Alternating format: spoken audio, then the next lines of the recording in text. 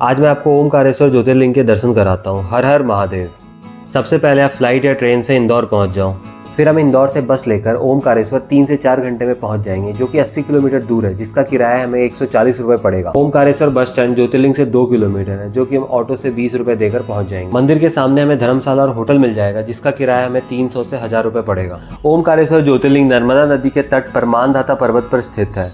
ज्योतिर्लिंग के 2 स्वरूप है, ओमकारेश्वर और ममलेश्वर। ओमकारेश्वर ज्योतिर्लिंग का दर्शन ममलेश्वर ज्योतिर्लिंग के दर्शन करने के बाद ही पूर्ण माना जाता है। मैं रात के 10:30 बजे ओमकारेश्वर मंदिर में शयन आरती के लिए निकल जाता हूँ। ओमकारेश्वर ज्योतिर्लिंग की कहानी यह है कि राजा मानधाता नर्मदा नदी के तट पर मानधाता पर्वत पर शिव जी की घोर तपस्या की, जिससे शिव जी खुश हुए और प्रकट हुए और राजा मानधाता को वर मांगने को कहा। और राजा मानधाता के कहने पर शिव जी यहाँ पे ज्योतिर्लिंग के रूप में निवास करने लगे, जिसका नाम ओमकारेश्वर पड़ा। यहाँ की दूसरी कहानी यह है कि एक बार नारद मुनि विंध्याचल पर्वत पर घूमने पहुंच गए।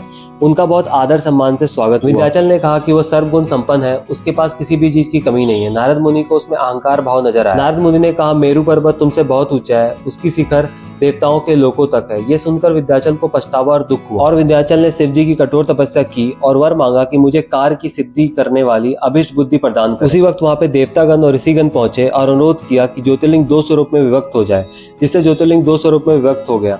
एक ओमकारेश्वर और दूसरा ममलेश्वर के नाम से प्रसिद्ध हुआ। हर हर महादेव। आप ओमकारेश्वर में दर्शन एक दिन में कर सकते हैं।